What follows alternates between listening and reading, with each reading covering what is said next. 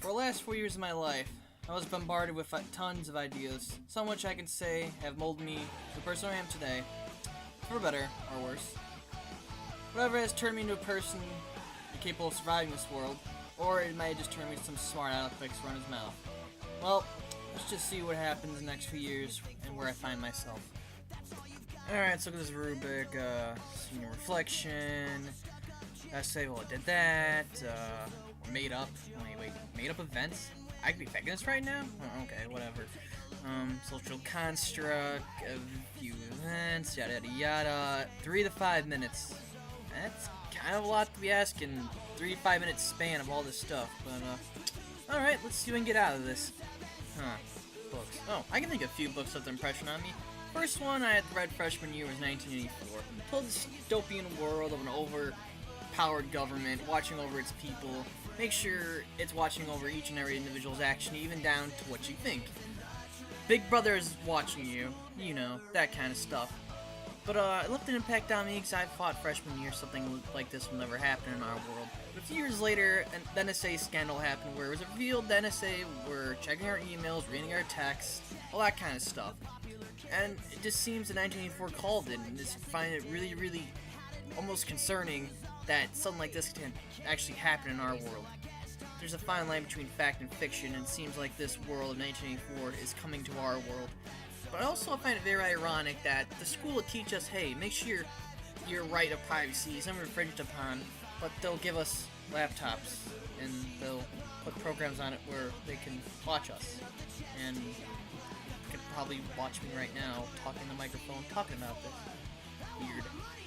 The second book left an impact on me was Tale of Two Cities. Tale of Two Cities depicted a story that happened before the French Revolution, during the French Revolution, and a little bit after the French Revolution.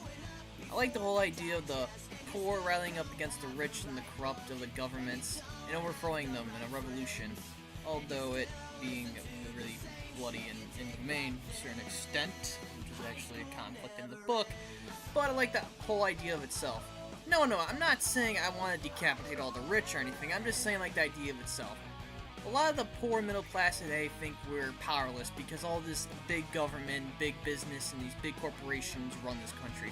But we fail to forget that there's more of us than there are of them. The whole idea that we have the power to change this country, and I feel like some of us forget that nowadays. But it's true, we have the power to vote. If we want to get rid of all this corruption and greed in this world, we have the power. There's more of us than them. That's something people today forget. We can't forget that. That's our most powerful tool against this kind of stuff. But I know what you're thinking. Steve doesn't work like that anymore. Politicians, lobbyists, blah, blah, blah. Well, let me leave you with this. Sure, you can stop people from doing stuff, but you can't get rid of an idea. An idea is bulletproof. You can't simply kill an idea. When an idea is out there, it's there to stay. And no one, you know how rich or powerful, can take or stop an idea. Another thing that influenced me during high school was probably taking welding. I took a junior year and I really, really loved it. It's something I probably want to do to make a living. I know what you're thinking. Well, isn't it not that much money? Well, right off the bat, I can say it's a lot of money. You know, about year or two of schooling, and then you get on with local pipe fitters, or part of a union, and then you're making 15, 16 bucks an hour.